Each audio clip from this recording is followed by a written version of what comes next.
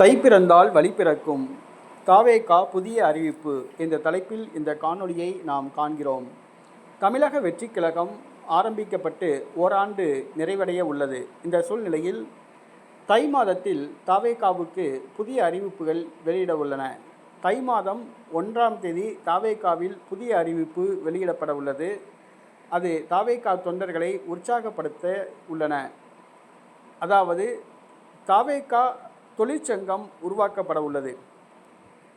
தமிழக வெற்றி கழகத்தின் தொழிற்சங்கம் பற்றிய அறிவிப்பு தை மாதத்தில் வெளிவர உள்ளது. தொழிற்சங்கத்தின் மாநில பொறுப்பாளர்கள் அறிவிக்கப்பட உள்ளனர். அந்த தொழிற்சங்கம் சார்பில் தொழிற்சாலைகள் மற்றும் பேருந்து பணிமனைகள் ஆகியவற்றில் தொழிற்சங்கம் அமைக்கலாம் மற்றும் ஆட்டோ தொழிற்சங்கம் உள்ளிட்ட அனைத்து தொழிற்சங்கங்களும் அமைக்கலாம், பொறுப்பாளர்கள் நியமிக்கலாம். ஆகவே தை மாதம் முதல் தேதி தாவேகா தொழிற்சங்கம் பற்றிய அறிவிப்பு வெளிவர உள்ளது. அதன் பொறுப்பாளர்கள் நியமிக்கப்பட உள்ளனர்.